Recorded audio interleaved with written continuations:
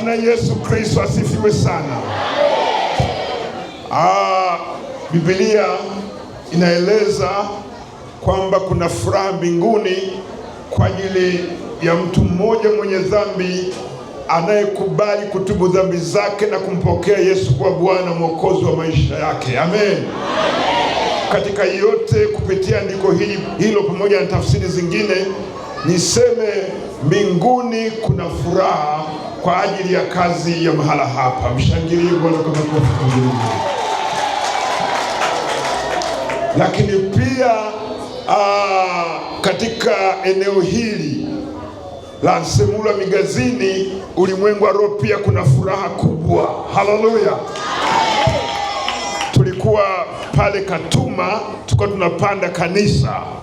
Unaona, nikawa nazungumza jambo hili, nikasema sasa wanafunzi wa sekondari kunigwa usiku na mambo mengine ya ovyo, injili imeshafika, nuru inaangaza, giza lazima lifyate mkia. Haleluya.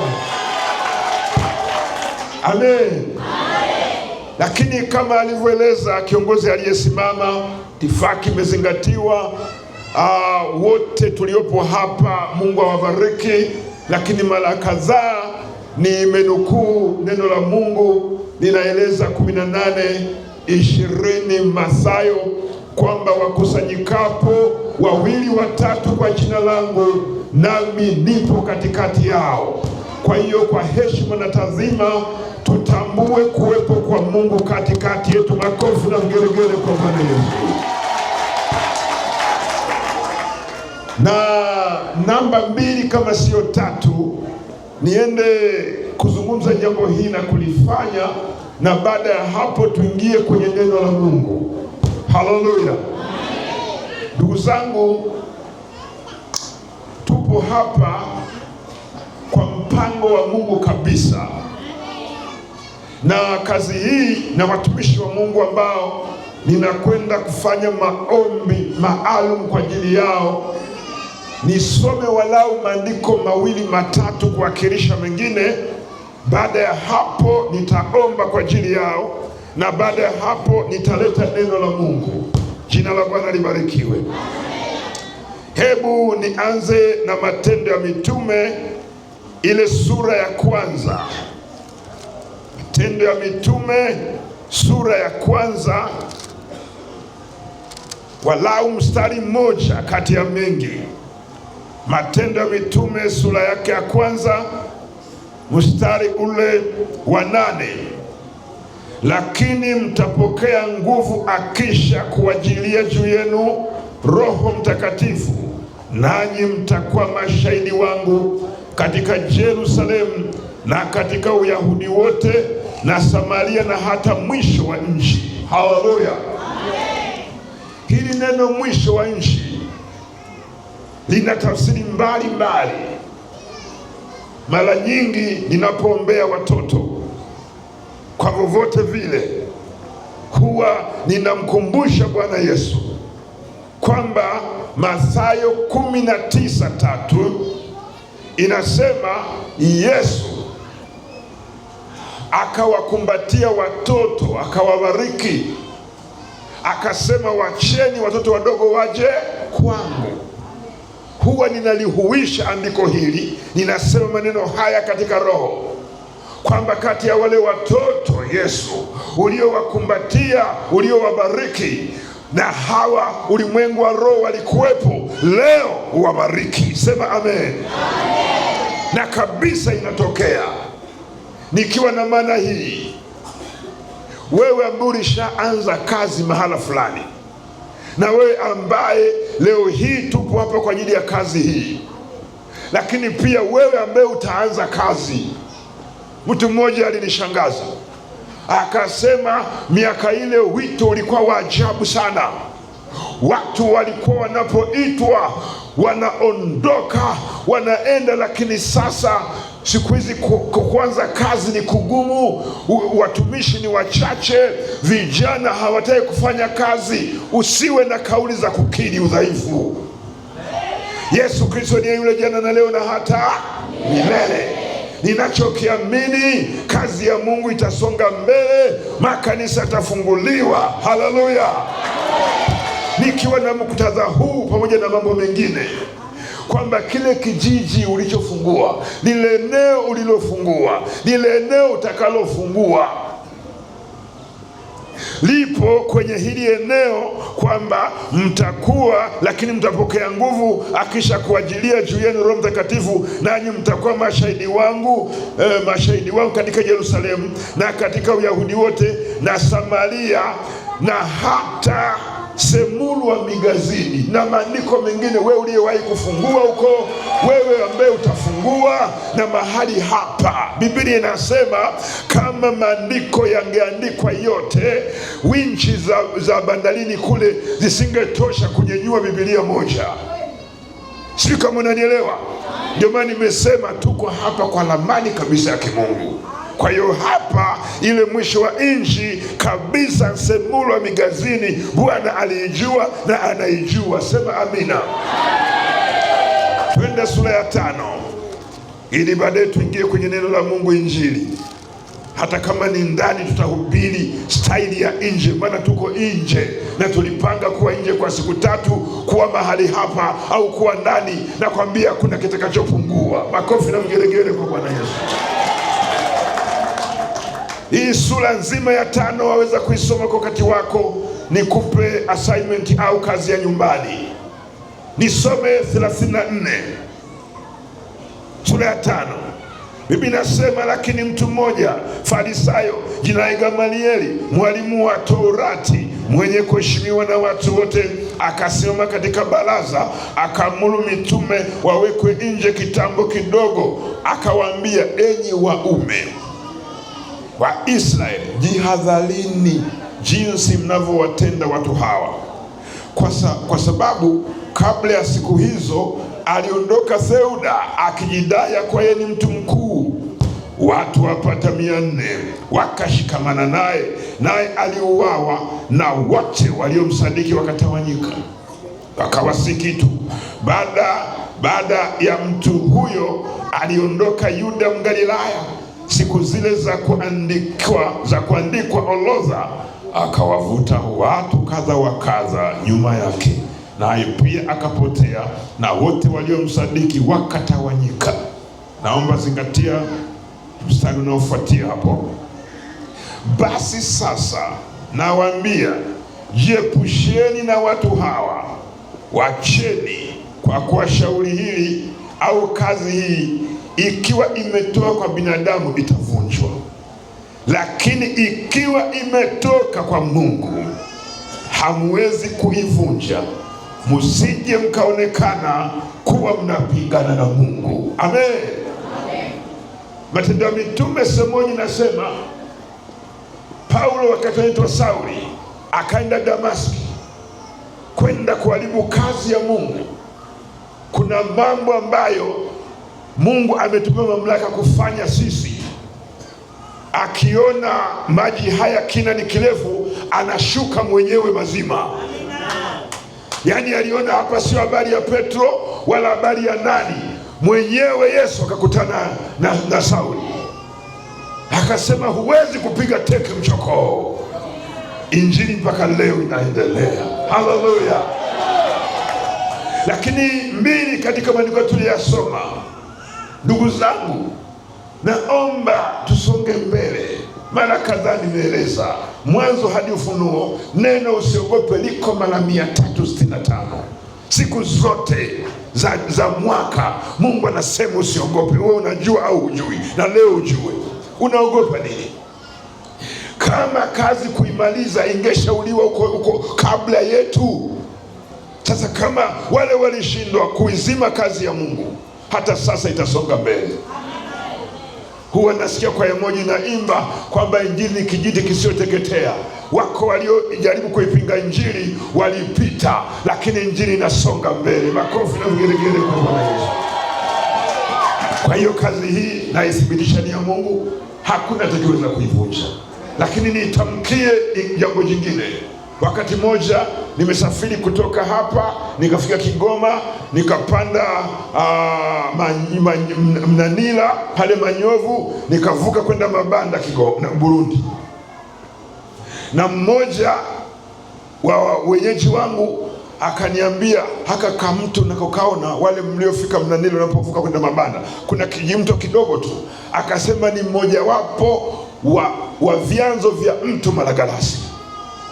Wakati mwingine nikavuka kwenda kupeleka injili Kibondo, naona nikakuta kuna mto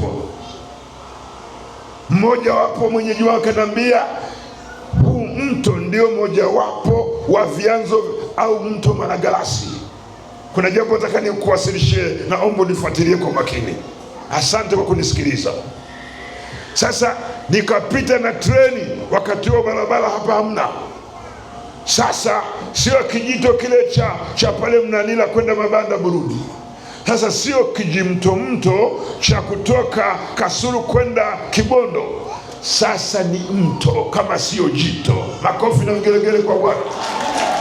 Lakini nimalizie, ilikuwa mwaka 1994 mwezi wa 10, nikatoka hapa nikahubiri hapa Karema, kijiji cha Isengule, nikapanda meli kuelekea Kigoma. Usiku kama wa saa 9 nikasikia watu wanasema Malagarasio, Malagarasio, Malagarasio. Sasa unajua kuwa msomi ni kuwa mjinga kabisa, yaani kila kitu nataka ujue, ndio tafsiri ya usomi. Ni kuwa mjinga jumla. Kasema wanasema nini hawa? Wanasema saizi hapa meli iko kwenye mto Malagarasi. Ule mto wako nasema ndio, yani hapa ni mkubwa balaa.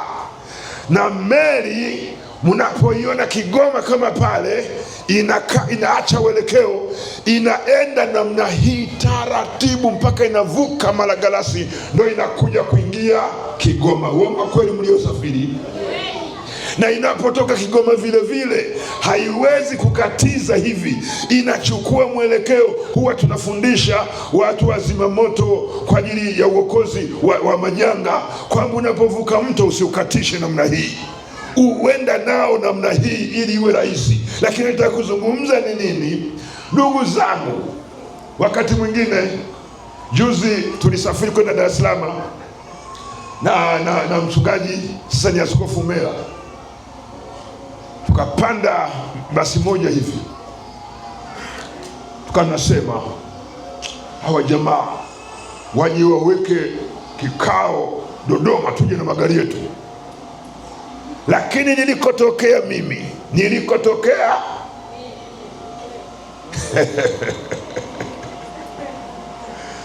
muulize alikotokea Umela, muulize.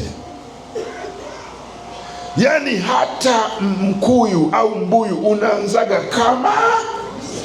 Sasa leo watu wanataka leo tu na mamiujiza na manini. Hapana, nataka niizungumze kazi ya Mungu inavyoanza.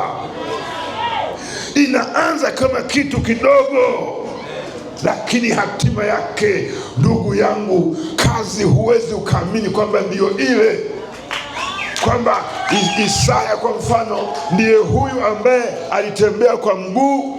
Baadaye nilipopata Phoenix niliona kama nimepata sijui Mercedes Benz. Baadaye nikapata pikipiki, kwa baskeli nimeenda mpaka Inyonga, nimeenda mpaka Karema, nimevuka mkoa mpaka kule Kalia Kigoma. Kwa hiyo kazi ya Mungu inaanza hivyo. Kwa hiyo naitabiria kazi hii. Ule mto wa Malagarasi ni mto mdogo kwenye vyanzo vyake. Ukifika pale Kasulu kwenda Kibondo ni daraja dogo.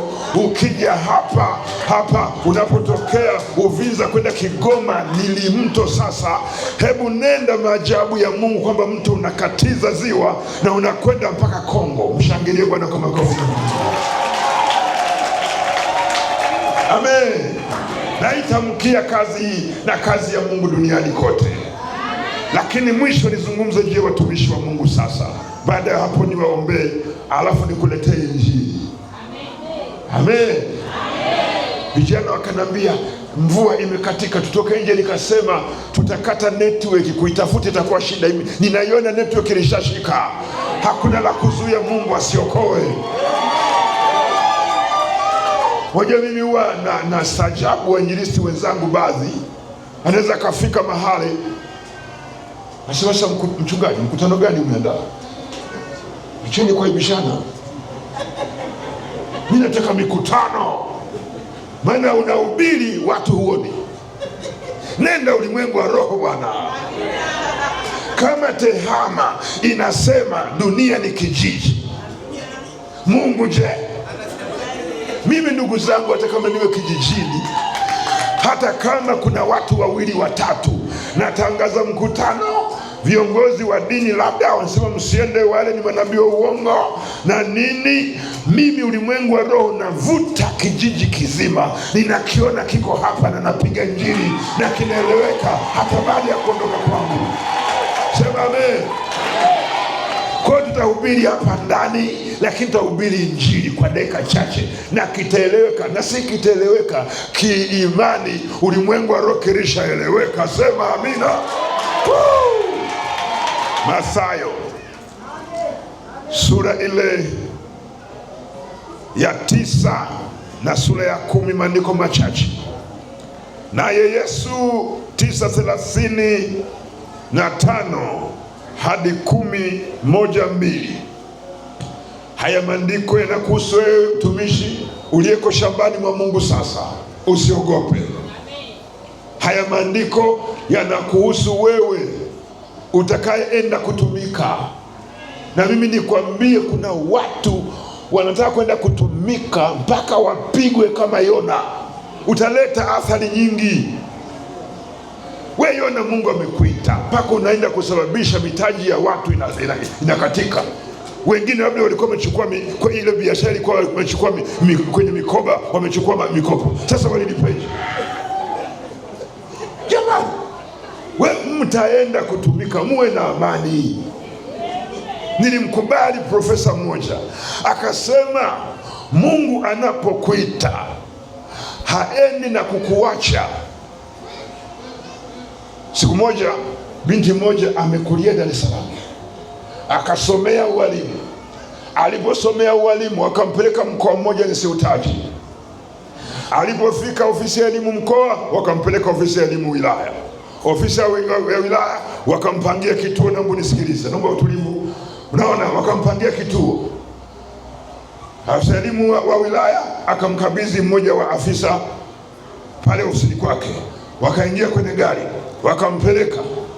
Akaona mamisitu hajawahi kuyaona.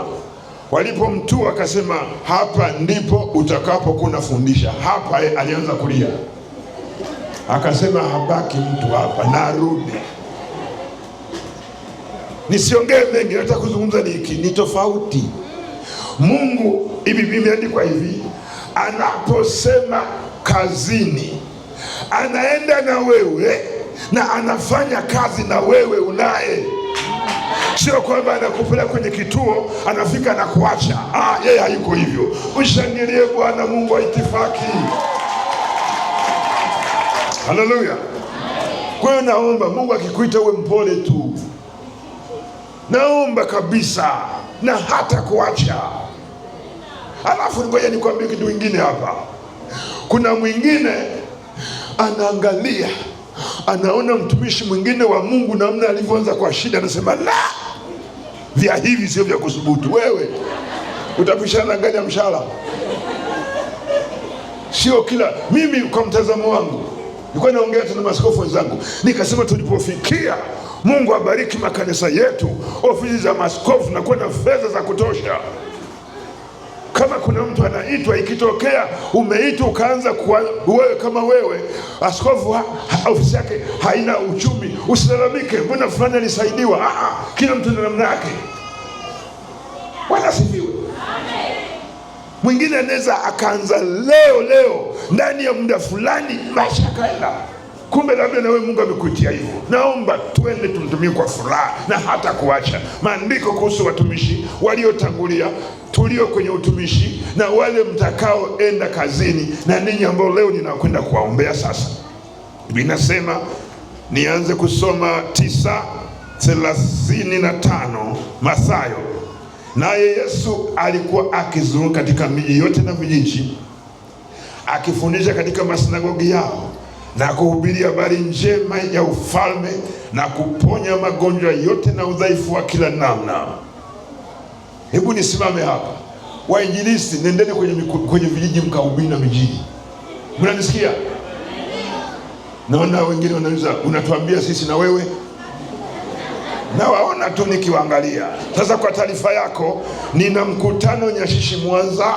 Kwa taarifa yako sasa, nina mkutano Kala kule Ziwani, wilaya ya Nkasi. Kwa taarifa yako, nina mkutano Mkole pale na Manyere. Kwa taarifa yako, kama una swali uliza. Alafu nina mkutano Kashaguru kule Ziwani.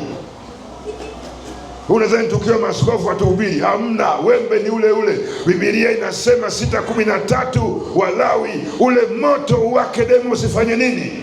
Hauzimiki moto hapa. Sema amina. Na alipoona makutano aliwahurumia, kwa sababu walikuwa wamechoka na kutawanyika makondoo wasio na mchungaji.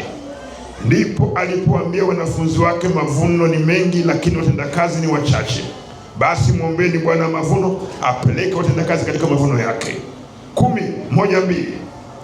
Akawaita wanafunzi wake 12, akawapa amri juu ya pepo wachafu wawatoe, na kupoza magonjwa na udhaifu wa kila aina.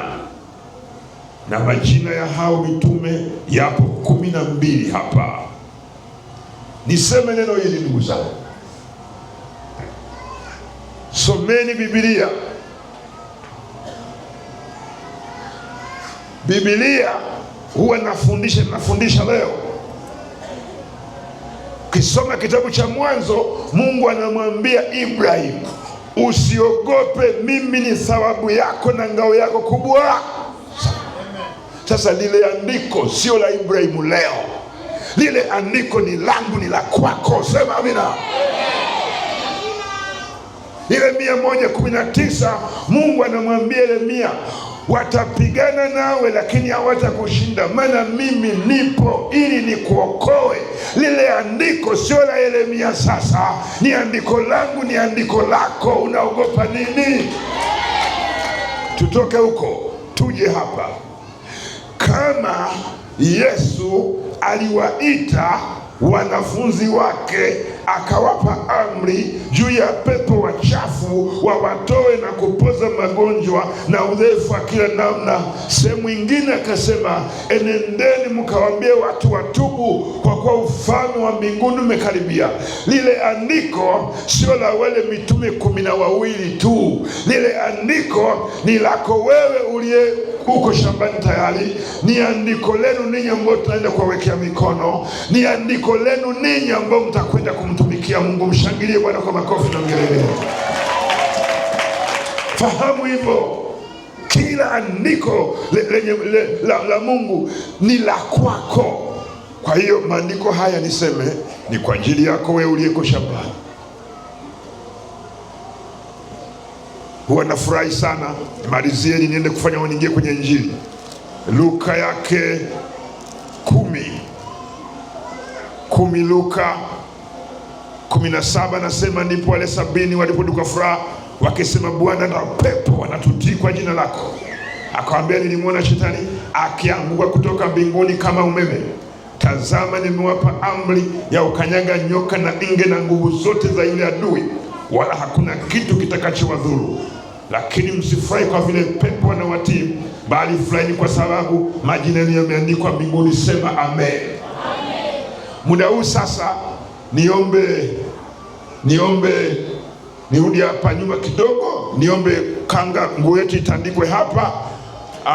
Mr. and Mrs. Mkemwa muje hapa nifanye maombi kwa ajili yenu na kuwaweka wakfu kwa ajili ya kazi hii. Baada hapo nilete Injili. Sema Injili. Amen. Naomba mpite hapa mbele, piga makoti kuangalia huku. Mazingira yetu bado sio rafiki, lakini Bwana yupo katikati yetu. Naomba mpige magoti kuelekea huku. Amen. Naomba tusimame. Bwana uliye waita watakatifu wako, wawe tumechunga walishe kune wanyonge.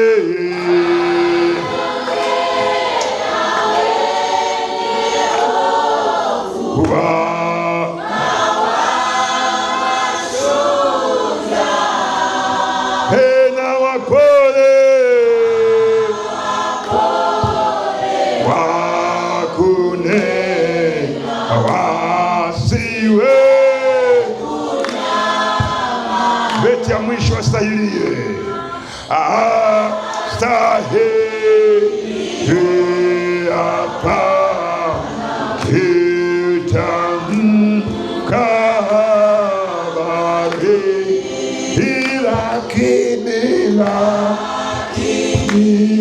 wewe waweza kufanya sayari, neno lako lijue tupenda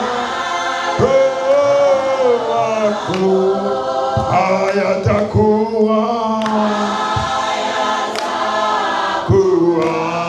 ya bure haya maneno yako. Mimi nitawaombea na kuweka mikono juu yao. Wakati naomba nawe pia kwa nia njema utakuwa ukiomba. Kazi hii ni ya Bwana, hakuna anayeweza bila msaada wa Mungu. Filipi 4:13 inasema tunayaweza mambo yote katika yeye atutiaye nguvu. Na baada ya hapo nitawakabidhi Biblia, nitawakabidhi katiba na mwongozo wa EAGT. Baada ya hapo tayari watakuwa ibada ya kuweka wakfu imekamilika. Nitaomba, ninyi mwe mnaomba kule kanisa, tuombe. Baba Mungu, ninakushukuru. Tumezungumza mengi ambayo yana kini chake katika Biblia, neno lako. Lakini tumesoma Mathayo 11. Uliwaita wanafunzi kwa ajili ya mavuno, Bwana. Ukawapa amri, ukawapa mamlaka, mafuta ya utumishi na huduma, hekima na busara ya Mungu ya uongozi. Maana kuchunga ni uongozi na utawala pia. Nami Bwana, kama ambavyo ulikuwa pamoja na watumishi wako ulipowaita na ukawapa mamlaka hiyo, leo maandiko hayo yanawahusu watu hawa Bwana.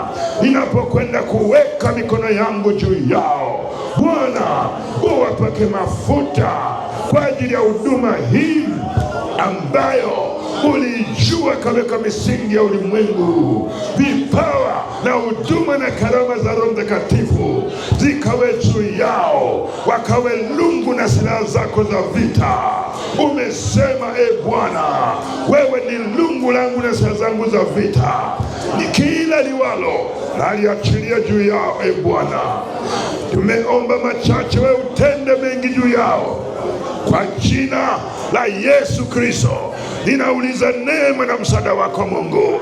Baraka za kiroho, kiafya, kiuchumi, kihuduma, huduma 5, karama 9 na upako na nguvu zako zikawe juu ya mtumishi wako pamoja na mwanaume huyu Bwana.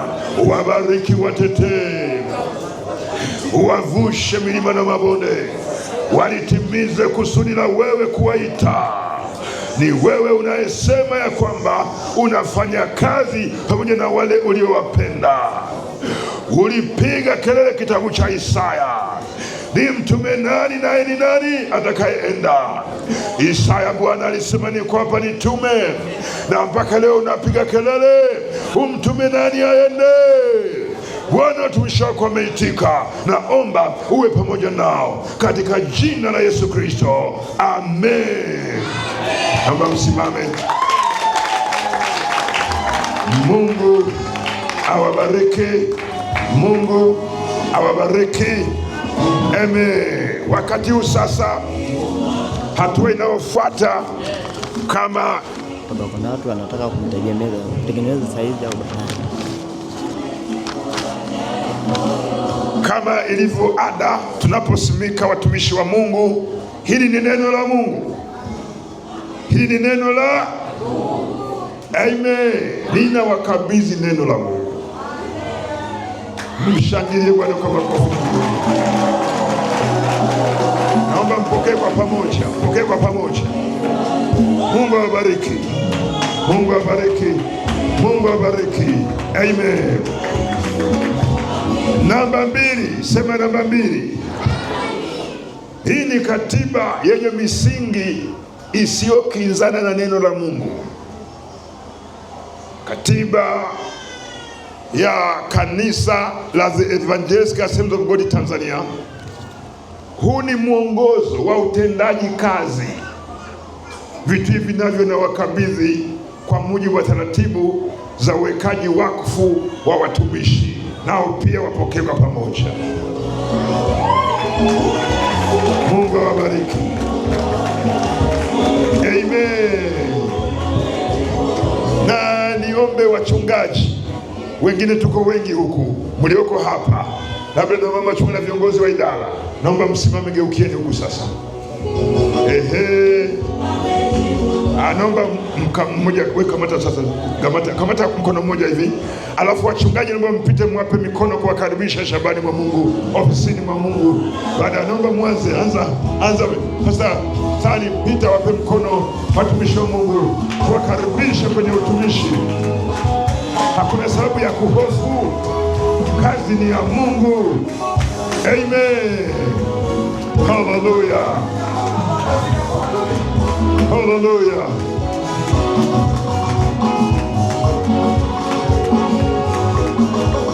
Haya, kina mama wachungaji nao kwa niaba ya wale wengine ambao wachaja, amen, hallelujah. Mungu awabariki, Mungu awabariki, Mungu awabariki. Na wachungaji wengine wajaja huko, okay, hawa wakilishe. Mshangilie Bwana kwa makofi na mgelegele. Lakini niombe sasa, kama kuna mtu walau anachakua shika mkono, hata kama ni shilingi 100, shilingi 200, shilingi 500, shilingi 1000, shilingi ngapi, mara moja hapo, mara moja hapo, mara moja hapo, mara moja hapo. Washike mkono kwa dakika 5, alafu niingie kwenye Injili na kinaeleweka, mimi nakwambia, amen, haleluya. Naomba pita shap mara moja.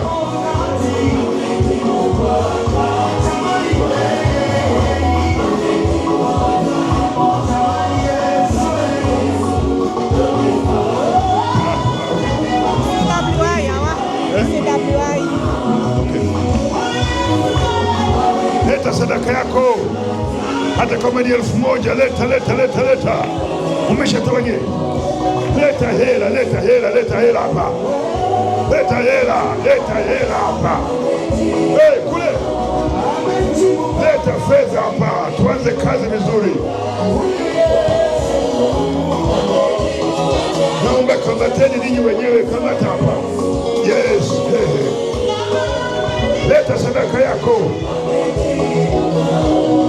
Kikipatikana hata kiti kimoja cha plastiki, utakuwa umefanya kazi ya Bwana. Haleluya, haleluya.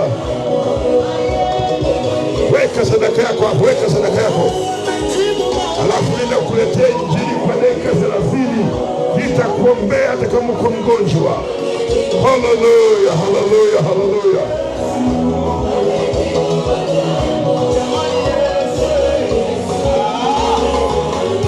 Leta sadaka yako, leta sadaka yako. Hizi ni sadaka maalum. Barikiwe na Bwana Yesu. Niombe mpunguze kuwakumbatia, tuokoe muda. Ile dakika 30 za Injili na kuombea Inatosha, msio mnaokumbatia, wapeni mikono tu, wapeni mikono, mnapita. Shapu, shapu, shapu. Haraka, haraka. Weka mikono, pita kule. Shapu, shapu. Mpe mkono huyu, wewe nenda. Wewe mpe mkono. Mpe mkono. Weka sadaka yako pale. Weka sadaka yako, mpe mkono. Jo. Yes, finally. Amen. Weka sadaka yako. Tupate viti vya kukalia. Watu wataokoka mahali hapa. Haleluya. Njoo shapu. Nina dakika 30 za injili na kuna maombezi. Oh, haleluya. Amen.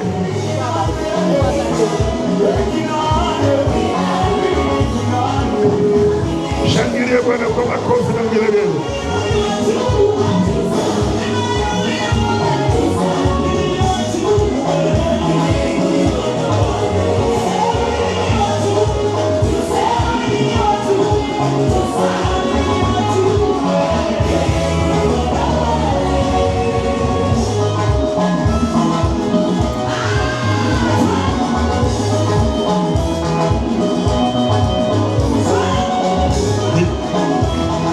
Karibu malizie.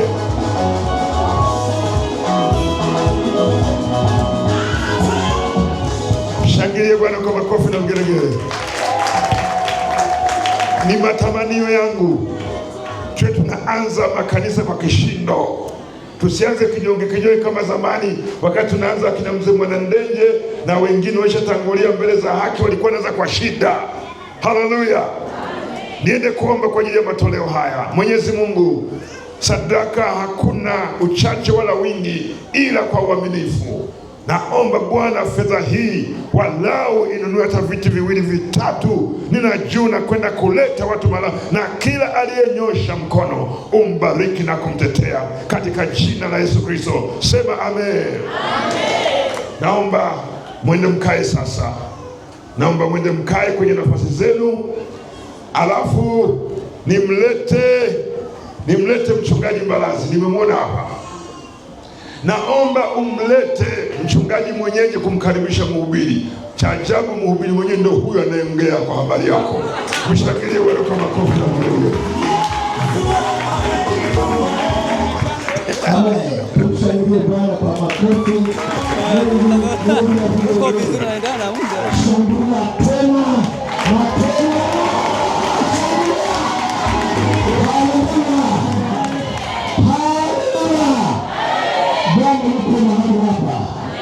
Sasa ni wakati ambao sasa utaenda kumwendea mchungaji mwenyeji, na mchungaji mwenyeji yeye atakuja kutuletea mahubiri ya Injili. Karibu mchungaji mwenyeji.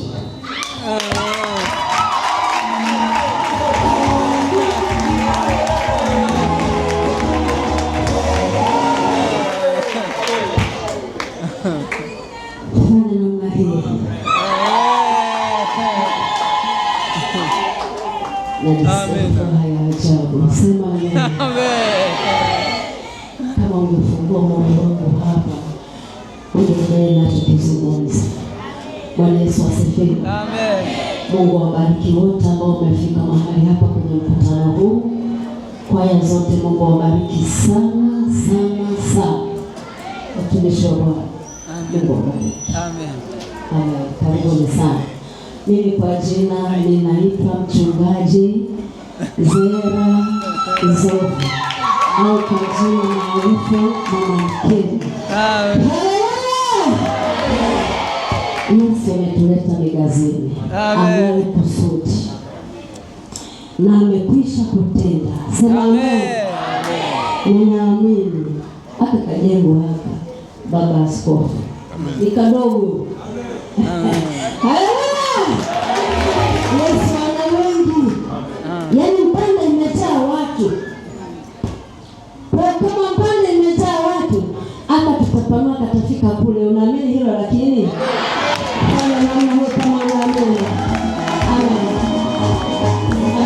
bila kupoteza muda, naomba sasa niende Kwa heshima na taadhima nimkaribishe mchungaji Usogozi aombe kwa ajili ya neno la Mungu, halafu atakwenda kumkaribisha mtumishi wa Mungu anayekwenda kutuletea neno la Mungu. Wakati anakuja, ongeza makofi na vigelegele kwa Yesu.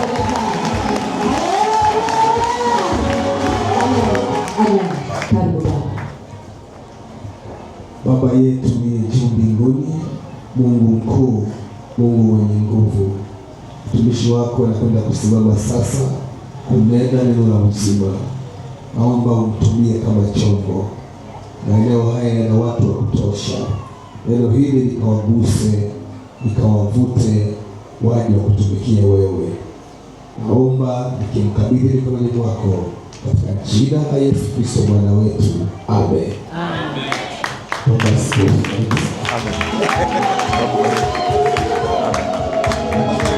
Shangilie Bwana kwa makofi na vigelegele. Haleluya, haleluya, haleluya. Haleluya, haleluya. Moja kwa moja niende kuletea neno la Mungu. Haleluya. Nitoe utangulizi mfupi. Ndugu zangu, kabla ya dhambi Mungu alikuwa anashuka kusema na baba zetu Busana Edeni Live. Na baada ya dhambi kuna utaratibu aliyouweka yeye wa kuwatumia watumishi wake kusema na wanadamu kwamba wameokoka au kwamba hawajaokoka. Ndio maana ukisoma katika Injili ya Luka 16 Biblia inasema, awasikiaye ninyi anisikia mimi, na wakatae ninyi anikataa mimi. Nataka kusema haya kwamba napokuwa na kuletea maneno haya, ukiyakataa utakuwa unakataa maneno ya Mungu, na ukiyakubali utakuwa umekubali maneno ya Mungu, na kuna kitu kitatokea maishani mwako. Shangilie Bwana kwa makofi na vigelegele. Nikuletee maandiko, dakika hizi chache zinatosha kabisa. Kitabu kile cha Mwanzo, ile sura ya 6 na kuendelea. Biblia inasema, Bwana Mungu akasema, roho yangu haitashindana na mwanadamu milele. Nenda mstari wa 5. Bwana Mungu akaona ya kuwa maovu ya mwanadamu ni makubwa. Naona kwa kuwa kila kusudi analowaza moyoni mwake ni baya tu siku zote. Bwana akagairi, yani akajuta, kwa kuwa amemfanya mwanadamu duniani, akahuzunika. Mstari wa 11, dunia ikaharibika mbele za Mungu kama ilivyoharibika leo. Naona anasema dunia ikajaa dhuluma. Mungu akaiona dunia, tazama imeharibika, maana kila mwenye mwili amejiharibia njia yake duniani. Naomba nikuongezee, naomba kama sheo cha mara moja, naomba nikusomea andiko lingine ili muhimu. Ni ajabu sana. Nisome Mithali ile sura ya 20 nisipokosea. Tuangalie hapo, alafu nikuletee mahubiri na maombezi. Biblia inasema, mvinyo hudhiaki, kileo huleta ugomvi, na akosaye kwa vitu hivyo hana hekima. Utisho wa mfalme ni kama ngurumo ya simba, amkasirishaye huitenda dhambi nafsi yake. Naomba rudi 8, Mithali hiyo 8, mstari wa mwisho kabisa wa sura hii. Biblia inasema hivi, 8 mstari wa mwisho. Lakini kwa faida, ukisoma 17, Mungu anasema, na wapenda wale wanipendao, na wale wanitafutao kwa bidii wataniona. Shuka mstari wa mwisho, kianzia wa pili kutoka mwisho. Maana yeye anionaye mimi aona uzima, naye atapata kibali kwa Bwana. Bali Mungu huyu anasema, bali anikosaye hujidhuru nafsi yake mwenyewe, na wao wanichukiao hupenda mauti. Ndugu zangu, tunaishi katika siku za mwisho. Dunia hii inakwenda kutoweshwa. Nilikuwa namsikia mtu mmoja anaeleza mataifa yanayomiliki nyuklia, na kwamba bomu moja la nyuklia likipigwa, maelezo hayana mfano. Cha ajabu, alikuwa anajiita naye ni mhubiri. Okay, hebu tuheshimu dhana yake, lakini mimi nasema kwa neno la Mungu, na ninawatangazia kabisa wanadamu, dunia iliumbwa na Mungu. Hakuna mwanasayansi, hakuna mtu wa kuilipua dunia hii. Muliiumba nye? Jinga wakubwa sana nye. Mimi nakwambia kwa neno la Mungu, wakifyatua nyuklia kwa jina la Yesu haiwaki. Leta ujinga hapa. Muliumba nye dunia. Mwenye amri ya kuitowesha ni Mungu. Haleluya. Na baada ya hapo kuna mbingu mpya na nchi mpya. Unajua, mimi wasipendi sana hata wachungaji wenzangu na maaskofu wanasayansi wakitabiri, wakisema tunatetemeka. Tubaki na kumwamini Mungu. Mtu mmoja akasema, jamani, wamesema mwaka huu mvua zitakuwa chini ya kiwango. Nikasema mvua itanyesha. Wewe unadhani mvua isiponyesha nini? Wamesema, nani kasema? Haleluya. Hebu tusimame katika nafasi yetu. Siku hizi ni siku za mwisho. Dunia, kwa nini Mungu aiangamize dunia? Moja ya sababu zake ni dhambi. Mimi nakwambia, yani ukitaka kukosana na Mungu ni dhambi. Pamoja na wema wake na huruma zake za ajabu, yani dhambi, Mungu dhambi. Wewe mlevi, Mungu anakupenda, ila anachochukia ni dhambi. Mchawi, Mungu anakupenda, na dhambi zote ambazo unazifahamu na usiozifahamu. Lakini Galatia imeandika baadhi yazo, nizisome alafu nikupe dakika 10 maelezo, alafu nikuombe. Uendelee na dhambi uangamie, au tubu usiangamie. Galatia ile sura ya 5 anzia mstari wa 19. Biblia inasema hivi. Biblia inasema, basi matendo ya mwili ni dhahiri, ndiyo haya: uasherati, uchafu, ufisadi, ibada ya sanamu, uchawi, uadui, ugomvi, wivu, hasira, fitina, faraka, uzushi, husuda, ulevi, ulafi na mambo yanayofanana na hayo. Katika hayo nawaambia mapema, kama nilivyokwisha kuambia, ya kwamba watu watendao mambo ya jinsi hiyo hawataurithi ufalme wa Mungu. Yani Mungu anachukia dhambi kuliko unavyoelewa. Kwa nini? Moja, Mungu ni mtakatifu. Na ukisoma Mwanzo 1:26-27, baada ya uumbaji wote, dhana ya kitholojia tunapishana, lakini hakuna shida. Wengi tunaamini Mungu alishaumba sayari na viumbe wa kila namna huko. Baada ya miaka mingi, dahari na dahari, ndio akaamua kuumba sayari yetu. Alipoumba sayari yetu, kila kitu kikawa tayari. Hoja ikaja, hii dunia haiwezi kukaa bila mtawala. Malaika Gabrieli, malaika Mikaeli, maserafi, makerubi na malaika wengine wakasema, mzee, sisi maisha yanatutosha. Ndio hoja ikaja.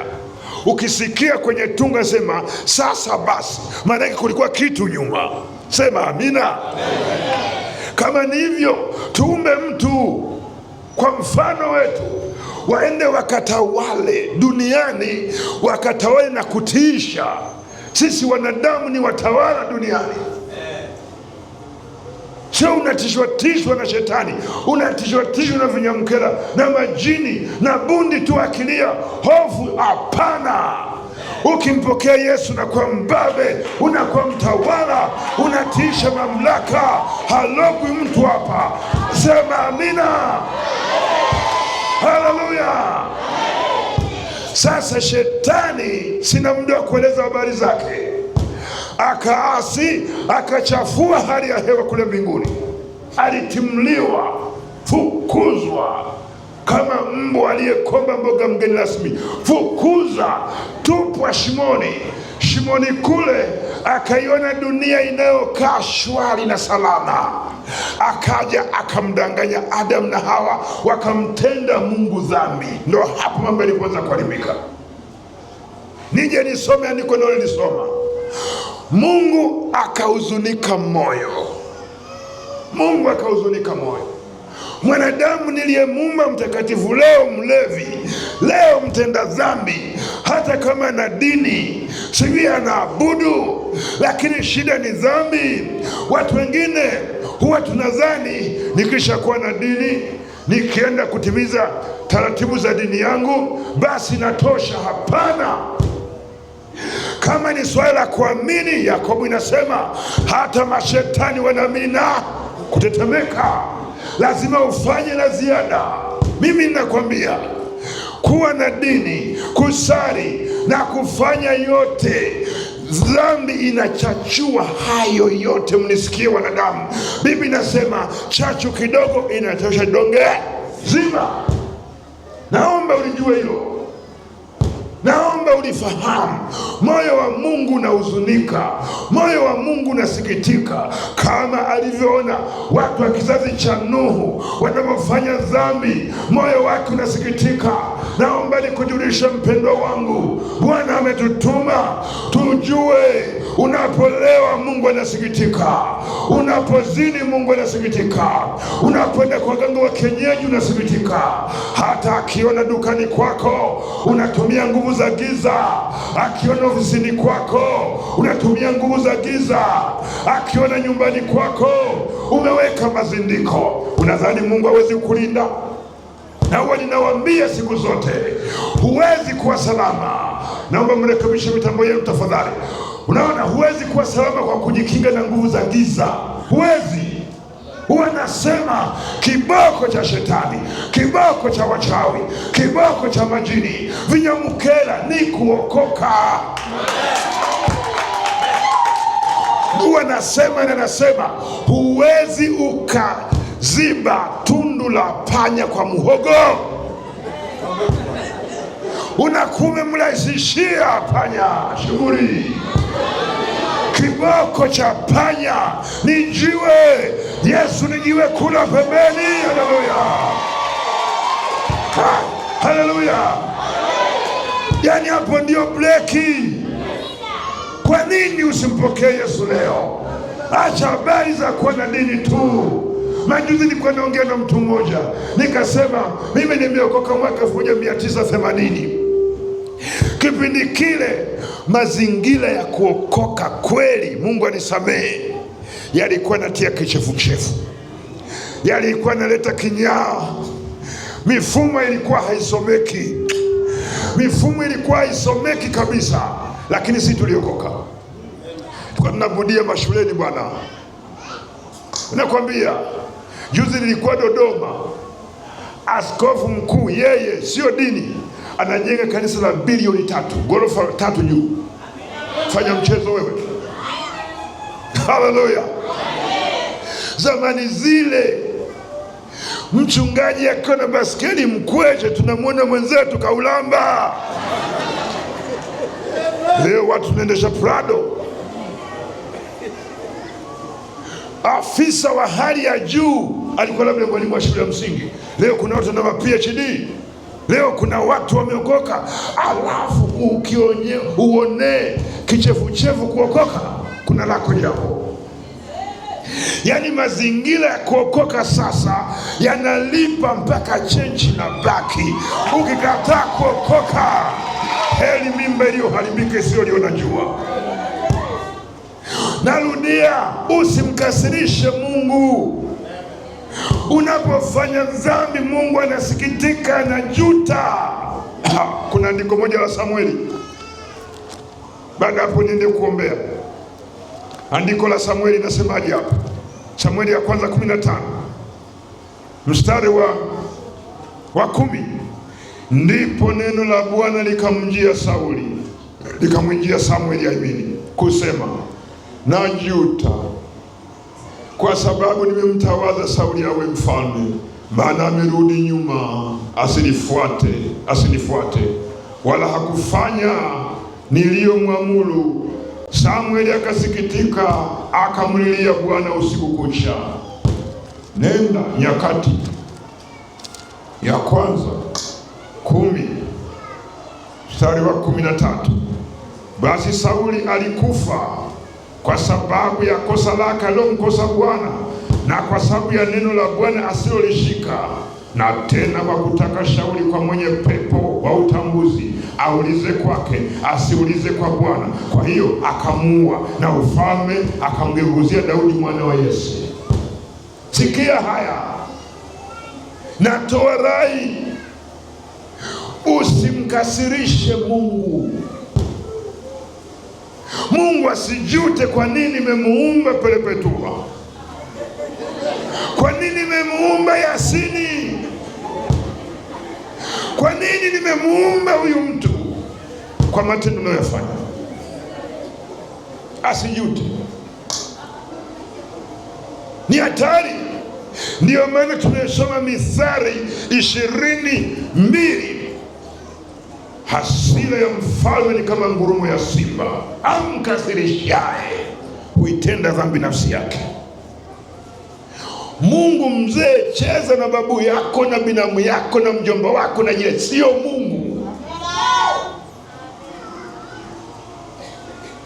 Ungekuwa namba ya simu, ungempigia mmoja wa watu wa kizazi cha Nuhu waliogarikishwa na gharika, angekwambia. Muulize kule Sodoma na Gomora nini kiliwapata. Alafu leo nilikuwa nazungumza, hata leo kanisani na nazungumza, hata si tuliokoka, performance ya wokovu wetu inapaswa kuzidi baba zetu. Nikaeleza leo, nikasema kipindi cha mtu kama makina Ayubu, shetani anapiga mali, anapiga watoto, anapiga afya. Jamani, nasema atendi dhambi mtu hapa. Haleluya! Watch. Mwisho wake 42 mstari wa 12, Mungu akaubariki mwisho wa Ayubu kuliko mwanzo. Yaani ukiwa kwenye mapito, tulia. Yamkini huwa nasema dhahabu haisafishwi na omo. Tunapojaribiwa, tulia. Wewe tulia, kuna jambo Mungu atafanya, dunia haitaamini. Haya ndiyo maisha nayoishi. Haleluya! Sikia haya, Mungu alifanya. Sasa sisi leo, nilisema kipindi hicho Biblia ilikuwa haiandikwa, na kama ilikuwepo vilikuwa vitabu labda vile vya Musa kidogo. Tena wakati wa Ayubu Biblia ilikuwa haiandikwa, maana Torati imetolewa wakati wa Musa. Biblia haipo, lakini ile jamaa inasema atendi dhambi mtaka, hachi wokovu mtaka. Nilikuwa nafundisha utoaji sehemu moja, mtu anauliza hivi sasa, mtu mwingine akasema, mchungaji, mimi bwana, shamba nimekodi, tandika, nilipanda bajaji, nitandika, pembejeo nitandika, nililinda shamba, nitandika. Kwa hiyo nikishavuna natoa zile, kinachobaki ndio natoa fungu la 10. Nikasema sawa. Akasema, mbona umeniunga mkono? Kwa nikasema Biblia inasema mpumbavu mjibu sana mpumbavu wake. Akasema, nyie mna shida. Wapi? Habili alikuwa ameshasoma nimtolee Mungu sadaka nono, lakini alitoa na hakuna palikuwa pameandikwa. Leo unakaa upangea, nilifanya hivi na nini sijui na nini. wewe una shida. Mimi nakwambia kutoa ni kutoa. Kama ni fungu la 10 toa. Hapo wengine wanadhani haya tunawanufaisha wachungaji. Unayemtolea ni Mungu. Sema amina. Nikasema yule bwana nikasema sasa tufanye hivi. Wewe kata hiyo na Mungu akate maji. Maji nilikupa lita ngapi? Alafu akate na akili yako na mwanga na nini. Alafu tuone kinachobaki hapo. Tumtolee Mungu Bwana. Mimi nuko utoaji, Mungu hanitoi hapo. Yaani cha kwanza ni utoaji. Nimewaambia juzi kanisani pale, nikasema mmetoa hela, tumenunua uwanja Katuma, tumejenga bando 2, tumeweka milango na madirisha, wao wamalizie floor na plaster. Alafu tujenge kota ya mchungaji akae pale pale, chumba na sebule na singo 2 na choo na umeme tuingize sawa sawa. Alafu nikawambia boma muniachie mimi, alafu ninyi kanisa mpaue. Asubuhi nilikuwa nawaambia tayari boma limekamilika. Na nimesema tarehe 29 makanyagio msipoleta sadaka mimi na wavua mashati. Taka nene nikapaue, niweke na umeme, watu wasali. Wazungu walikwenda kuja wanajenga, leo tunajenga wenyewe. Rudi kwenye message sasa, alafu tumalizie. Wapendwa wangu, ndugu zangu, acha kumkasirisha Mungu. Acha. Mungu anajuta. Kwa nini unapofanya mabaya? Mungu anasikitika. Ninaomba geuka. Bwana analia, nirudieni. Isaya inasema mtu mbaya, mlevi aache, mzinzi aache, kwenda kwa ganga wa kienyeji muache. Na nini? Mungu analinda, Mungu anaponya. Mmoja akasema, kwani ninyi mkiweka mfagi tunakufa, lakini sio kifo kama cha mende. Eti machawi yanakaa na nuiza, mtakufa wenyewe. Sisi tunaendelea kuishi kwa kusudi la Mungu. Nakwambia tunakufa, lakini sio vya hivyo. Tukifa. Ndio maana mimi sasa nakwenda miaka 66 hivi. Nikifika Aprili 26 nakwenda ingia mwaka wa 67.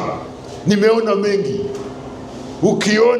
Ukiona nyani mzee amekwepa mishale mingi. Mimi kuna watu wamekufa. Kuna mzee mmoja alikuwa anaitwa Mwananani, alifia mikononi mwangu. Mkamjomba akasema, we mami ize kuno. Nikaenda kukuta hivi machi maudenda kata puru kudu kwenye kitanda chini kanyaga mnime nika mengine siwezi kuongea. Shehena pale anaenda wapi huyu? Maana muda wakati roho anaona vitu asivyowahi kuviona. Anaona giza, anaona mapepo yanayokwenda mwendesha kwenye ulevi, yanaita starehe, yanamungoja kama mpira wa kona, yaende naye jehanamu. Na muda wa kuishi duniani umeishi. Sisi ndugu, muda ukifika, wanatheolojia tunasema unasikia amani sio ya kawaida. Maana unaenda kwa baba yako, unaenda kumwona aliyekufia msalabani. Baada ya hapo unaona nuru kubwa, unaona malaika uliokunasikia wanakuja kuchukua, alafu wanakupeleka mahala panaitwa paradiso, kusubiria mbingu mpya na nchi mpya. Ambaye hajaokoka akikata roho, yanamungoja mapepo mamizimu mengine, sula jicho kama tocha aliyemba jicho. Sasa yanamvaa, alafu marufuku kwenda naye kuzimu. Maana kuzimu sio jehanamu, hatuna muda kuelezea hayo. Yanamudaka hana namna. lazima hata kama ni mwenye dhambi kusubiria hukumu aende mbele za Mungu. Yale mapepo hayaruhusi kufika mbele za Mungu, yanafika mita kadhaa yanamwachia. Nafika, kwa nini ulifanya hivi? Subiri jehanamu, nenda kuzimu. Niliabudu. Hafu yanamdaka kule kusubiria huko. Acheni dhambi, huu ndio ujumbe. Hasira ya mfalme ni kama kumkasirisha mfalme. Ndugu, unaitenda dhambi nafsi yako. Mungu sio ukasirisho, Mungu ni wa kumsihi. Saa ingine mimi silewi hapa, sizini, uchawi kwangu mwiko, lakini kuna wakati na msihi Bwana.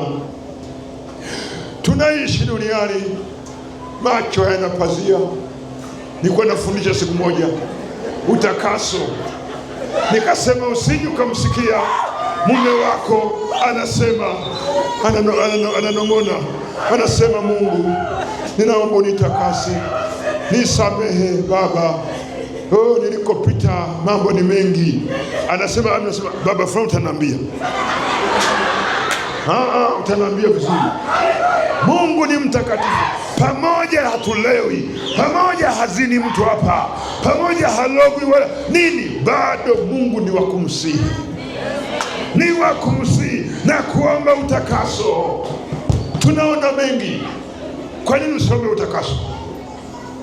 Sasa wewe mama wa watu, Kimini hapa, nyumba za uani hizo, Sasa kama yeye ni bidhaa anauza, hanunui mtu hapa. Tunaishia hapa, hanunui mtu hapa huko mpaka wacha kununua tabule, achukui mtu hapa. Sema amina, sema amina, sema amina. Haleluya. Jambo la mwisho, acha dhambi. Full stop. Ukisoma Mithali 28:13, azifichaye dhambi zake hatafanikiwa, bali yeye aziungamaye na kuziacha atapata rehema. Kweli nakwambia, hata kama umefanya dhambi za aje. Mimi nimepita mwingi, nimesikia mengi. Mwingine anasema, mchungaji, dhambi yangu anaijua Mungu, na mimi mwanadamu hata siwezi kuambia ni dhambi ya aibu. Niambia, sema hapana. Mengine ni aibu hata kuyasema yanayofanyika, lakini naomba nikutoe shaka. Ukisema naokoka na tu, Mungu anasamehe yote. Maana kadhaa nimesema sijasomea sheria, lakini nakusudia kusomea sheria. Nakusudia walau tawi fulani hivi.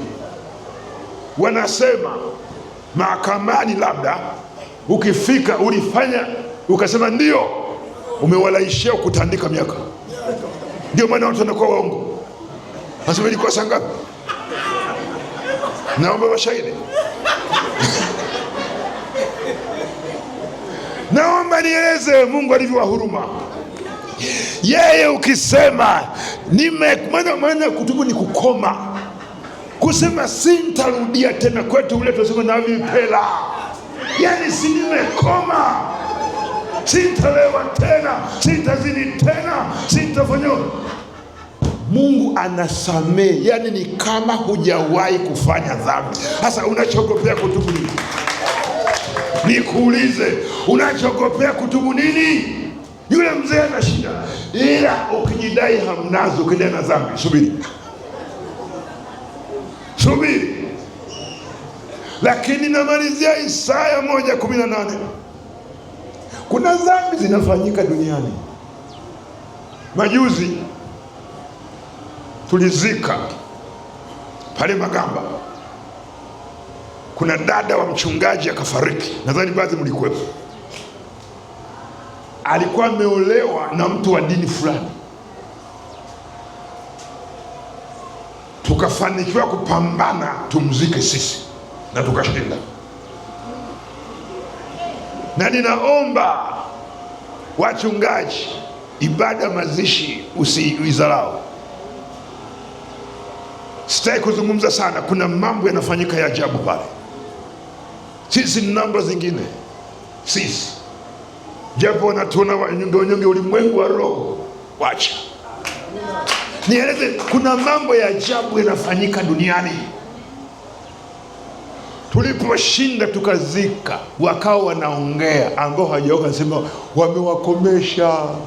Leo supu ya mtu hailiwi. Wakizika hao, hiyo maiti haiguswi. Wakofi na vigelegele kwa Bwana.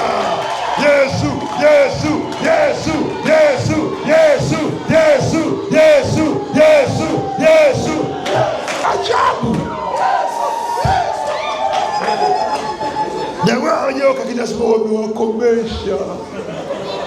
Leo nyama supu ya mtu, afu ile mama ilikuwa bonge. Mabonge sina maana mbaya kwenu. Na hatuwezi kwa wote wembamba bwana. Wewe vipi? Tunakwaje wote wembamba kama mianzi? Achana nayo. Alikufa ghafla yule mama. Mimi najua, niachie. Kuna siku utaniuliza. Kilitokea kitu cha ajabu. Kwa hiyo kuna maovu yanafanywa, na kuhakikishia hata kama ulishaua, ulishafanya nini, dhambi ya aina yeyote, damu ya Yesu ni komesha. Niende kukuombea, maana au sababu za Injili ni kadha wa kadha, lakini ina malengo mahususi kadhaa. Tunaibanisha kama 7, lakini yaseme 3, alafu nishuke kwenye mtiririko huo wa hayo kufanya huduma ya maombezi. Moja, kazi yaji, kuna watu, kuna mkutano wa Injili unahubiriwa, hata mimi nishaokoka bwana, mimi naenda kufanya nini? Yaani mna shida nyie mliokoka nyie? Huo mkutano wanahubiri moja kwa ndugu. Injili kazi yake, hata kama umeokoka, inapopigwa inakuboost, inakutia nguvu, inakuwezesha wewe uliokoka. Mimi nakwambia hivi, ukitoka hapa sio yule uliyekuja. Amini hayo. Mungu aweze kutukutanisha for nothing bana. Kwa hiyo hilo litimie kwako uliokoka. Labda ulikuwa umekunguwazwa na mambo kadha wa kadha. Injili hii imekuja kutia nguvu. Ni kama gari inapelekwa service, badilisha filter ya oil na ya diesel, mwaga oili, kaza nati. Ukipiga ni one kick, ukipiga ni one. Shangilie Bwana kwa makofi na mgelegele. Ndiyo maana tuko hapa. Kwa hiyo injili ni kwa ajili yako pia uliokoka. Pokea kwa jina la Yesu. Lakini namba 2, kazi ya injili, kuna mtu ulikuwa umeokoka hapa Semurwa au popote pale, au mikoani, Makahama, Mashinyanga, Mbeya, baadaye ukarudi nyuma. Injili inakwenda kutafuta utengeneze. Kwa nianzie hapo. Kama upo katikati yetu ambaye ulikuwa umeokoka ukarudi nyuma, mkiwa umekaa hivyo hivyo, natamani ni kuombee. Inua mkono wako ni kuombee. Kule mlioko sauti zinakwenda mbali. Ulikuwa umeokoka ukapata ajali yako matengenezo. Mtu mmoja akawa ananiuliza neno la Zaburi linalosema mwenye haki huanguka hata mara 7 kainuka linamaanisha nini? Nikamweleza. Moja tafsiri zake ni kwamba uliyepata ajali una fursa ya matengenezo na kumrudia Bwana. Wakati mwingine wanatumia kofia waskofu kwa wachungaji. Nikasema kama mtu alipata ajali anataka kurudi, kwa nini anza makesi tena? Wachungaji, amemrudia Mungu wake, mwambie Bwana karibu, lakini badilika. Kesi imeisha. Amen. Kwa hiyo kama upo uliye kwa umeokoka ukarudi nyuma, na ukaribisha mwana mpotevu arudi kwa babaye, naomba inua mkono wako nikuombee. Uliyekuwa umerudi nyuma, hata kule unayenisikia uko nyumbani, kama ulikuwa umerudi nyuma, hata baada ya mkutano, njoo umwone mchungaji na wazee na kanisa kwa ajili ya matengenezo. Namba 3, sema namba 3. Hapo ndo patamu sasa. Mimi nimefanya research. Yako maeneo mengi ambayo yanaeleza Mungu anapofurahi au mbingu zinapofurahi, lakini mbingu zinasisimka, zinasimama na kushangilia mlevi, mchawi, mwenye dini anaposema sasa naokoka. Hey, hey, hey. Sasa niseme neno hili namaliza. Wewe ambaye hukuwahi hata kuwazia kwamba kuna siku nitakuja kuokoka, wewe tumekuja kwa ajili yako. Na Biblia 4:7 Ibrania inasema mtakapoisikia sauti yake msifanye migumu mioyo. Sikatai dini unayo, na wewe ulevi je? Na wewe uchawi, hizo dhambi je? Naomba nijue. Huwa nawaambia, ukiangalia saa yako ni saa 12 kasoro dakika 2, ni saa 12 kasoro dakika, natolea mfano, ni saa 12 kasoro dakika 2. Unamwamini Mungu kasoro dhambi, una dini kasoro dhambi, hapo tu. Usikasema, siku moja tulienda kijifani sikitaji, tukawa tunaongea na kiongozi wa dini mmoja, akasema yani hapa wote wana dini, Wakristo wote, nendeni huko wapi, Malasini huko. Tukamuuliza hakuna wachawi? Akasema wapo. Ilikuwa ni Kalema, nipataje? Kwa naongea na katekista mmoja, anasema hapa Wakristo hapa. Kwa nendeni Malasini huko, Malwega huko, mawapi. Tukamuuliza hakuna wachawi? Wapo. Walevi. Akasema hao ndio tumewaijia. Kwa hiyo injili ni kwa ajili yako, japo labda una dini na kadhalika kasoro dhambi. Wewe nataka niombe kwa ajili yako. Unayesema mwinjilisti Isaya, tafadhali leo naomba niache dhambi niokoke. Naomba ujue, mbinguni hakuna dini. Mbinguni kuna watakatifu. Mwingine aliniuliza, mnatuchanganya. Dini kila kunapokuchwa zinazaliwa. Sasa ipi ya kweli? Nikamwambia hakuna dini ya kweli, na hata dhehebu langu sio la kweli. Wa kweli ni Yesu Kristo anayeokoa, na ndio nabanaba. Sisemi njoo IAGT, na kuambia njoo kwa Yesu aliyekufia msalabani. 19 Bwana Lawi inasema waambie mtakuwa watakatifu kwa kuwa mimi Mungu ni mtakatifu.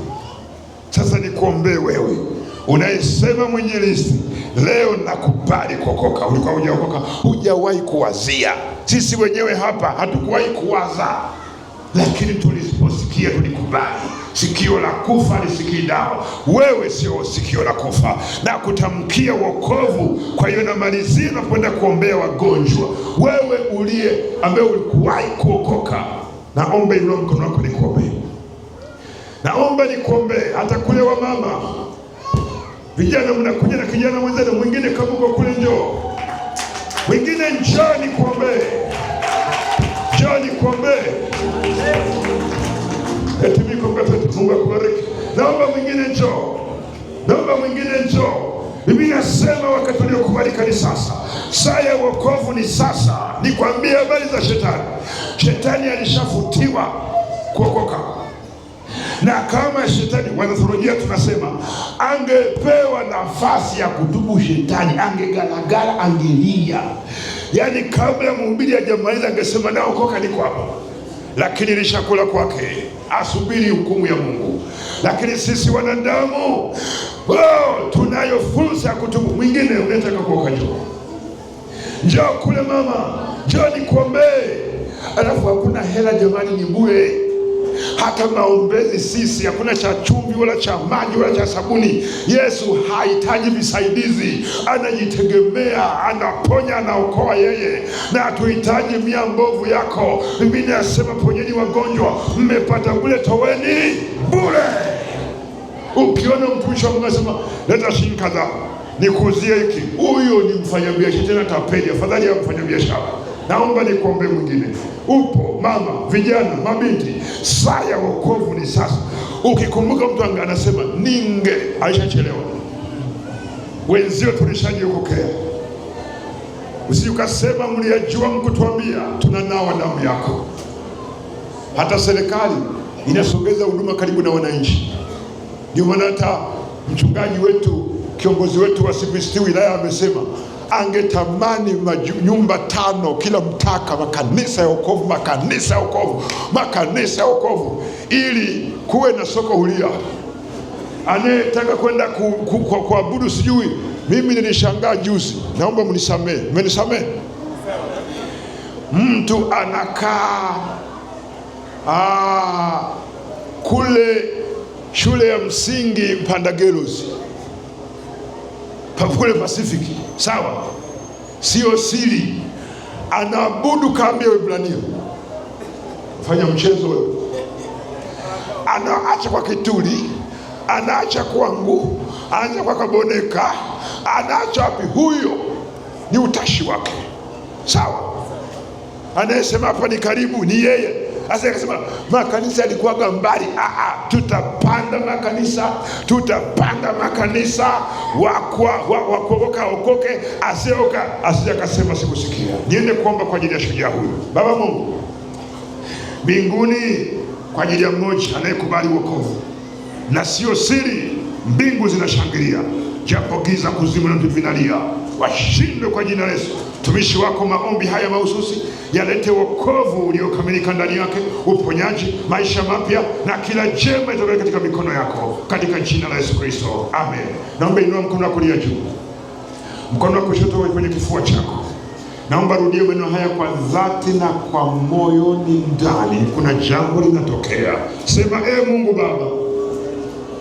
Ongeza sauti, sema Mungu Baba, nakushukuru kwa ajili ya muda huu mahususi.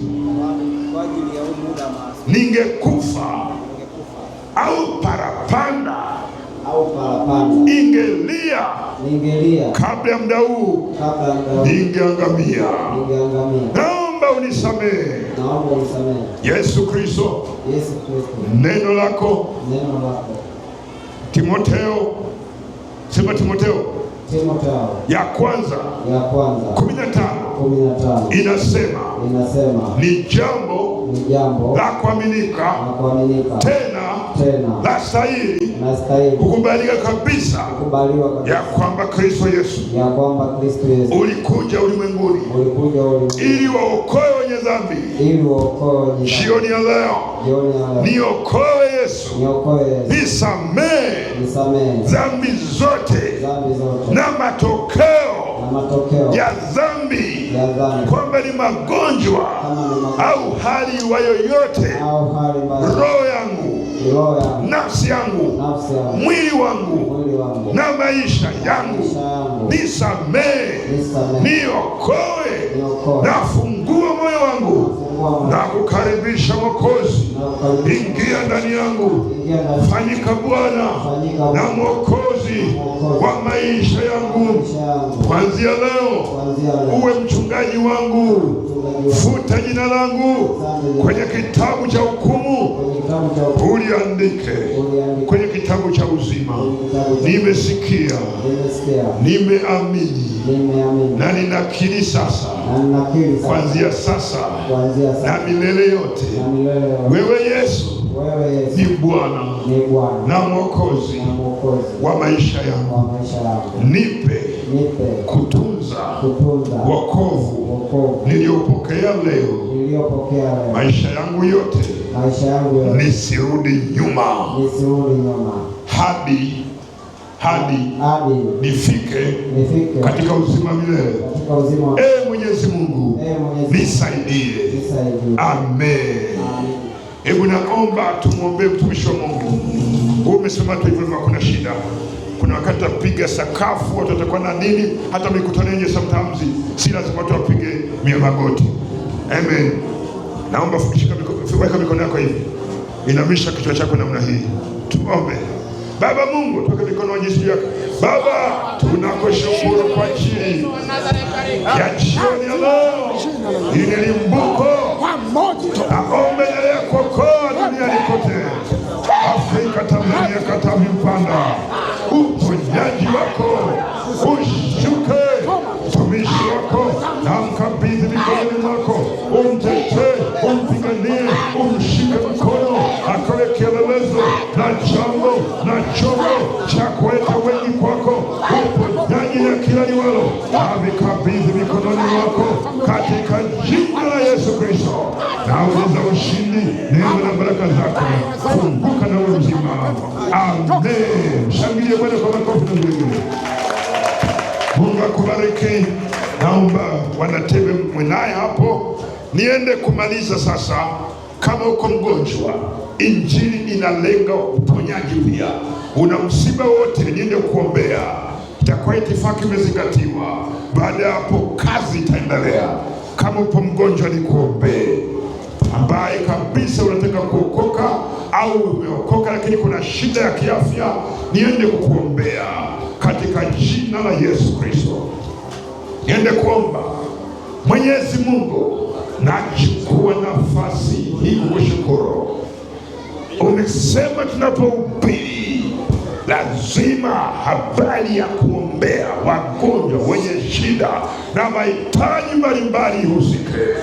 Maana hata baada ya kuokoka kuna roho fuatilizi zinazodhani zinaweza kututoa kwako, lakini tunadumu kwako Bwana.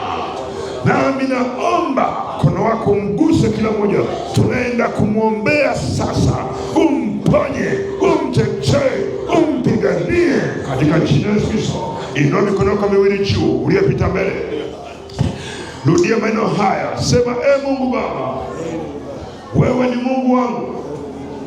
Nikiangalia huku na huku, kama Zaburi ya 121 inavyosema, nikitazama milimani huku na kule, msaada wangu utoke wapi?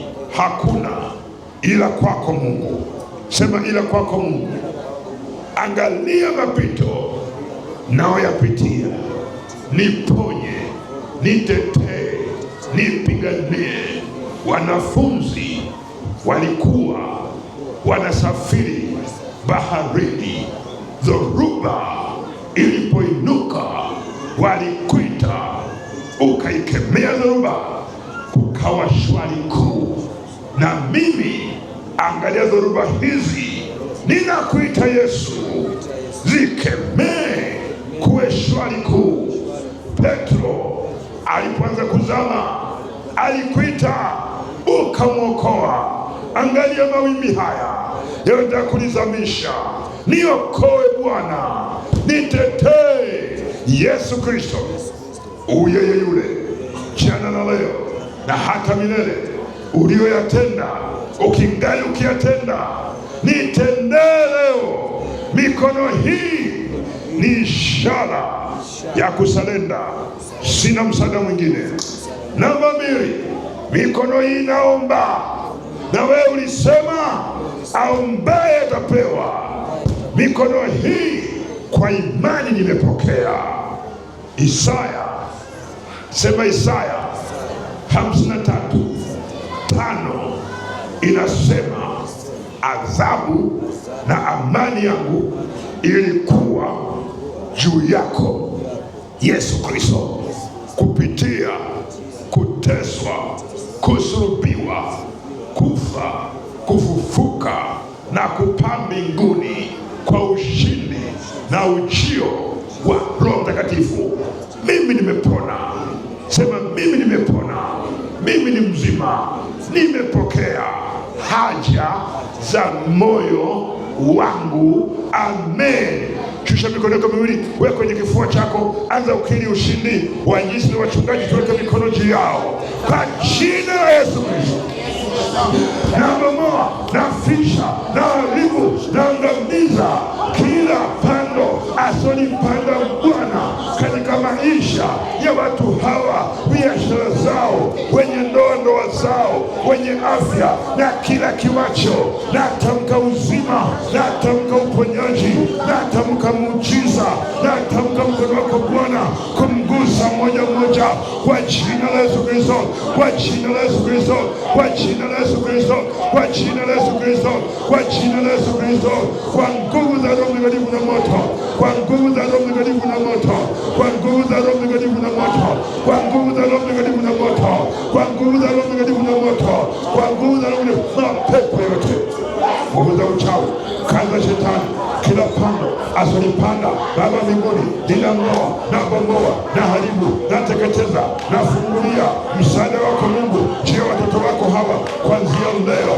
Usiwe na msiba wako tena, Bwana akuonekanie, Bwana akuguse kwa jina la Yesu Kristo, kwa nguvu za Roho Mtakatifu na moto. Funguka, pokea, pokea nasema, na Bwana akuguse, upokee kwa jina la Yesu Kristo. Sema amen. Naomba kuuliza swali rafiki. Kuna ambaye hajaokoka hapo kati yenu? Wote mmeokoka? Mungu abariki wanao, niwape mkono wangu sasa kwa jina la Yesu Kristo. Kwa jina la Yesu Kristo.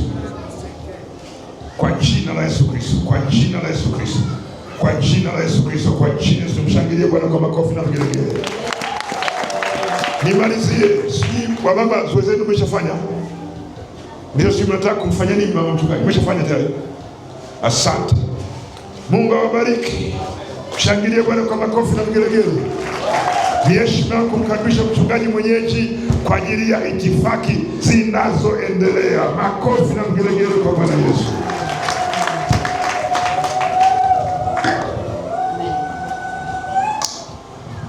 Bwana Yesu asifiwe. Shangilie Bwana Yesu kwa makofi na vigelegele. Amen, amen, amen, amen, amen. Mungu akubariki kwa uvumilivu ambao umeonyesha. Lakini pia naomba basi kwa muda huu nikuletee matangazo mafupi. Kesho Jumatatu saa 10 tutakuwa na mafundisho ya wale waliokata shauri au waliookoka tangu siku ya kwanza mpaka siku ya leo, kama tulivyotangaziana asubuhi wale waliokuwepo. Na Jumanne saa 10 tutakuwa na mafundisho pia kwa ajili ya wale waliokata shauri tangu siku ya kwanza mpaka ya leo na wale wanaoendelea kuokoka. Lakini pia tutakuwa na maombi na maombezi. Tunapokuwa na neno la Mungu, tukimaliza tunafanya maombi na maombezi kwa wale ambao watakuwepo mahali hapa. Lakini Jumatano saa 10 kamili tutakuwa na mafundisho ya neno la Mungu mpaka saa 12. Alhamisi saa 12 jioni tutakuwa na maombi mpaka saa 1 jioni. Ijumaa tutakuwa na ibada kuanzia saa 10 mpaka saa 12 pamoja na maombi ya kufunga na kuomba. Mwambie na mwenzio ambao unamuona kwamba ana shida ahudhurie kwenye ibada hizo ambazo nimezisema. Tutafanya maombi na Bwana ataenda kufanya kazi yake. Lakini pia Jumapili tutakuwa na ibada saa 2:30 asubuhi. Tutakuwa na mafundisho ya Sunday School, kujifunza Biblia. Sema amen. Saa 2:30 mpaka saa 3:30. Ile saa 3:30 tunaanza ibada kuu mpaka saa 6 mchana. Karibu na Mungu akubariki. Na kabla sijamaliza, yupo mtumishi wa Mungu na tangazo kidogo, mwanakwaya wa Agape. Karibu mama kwa kifupi ili tuweze kufunga ibada.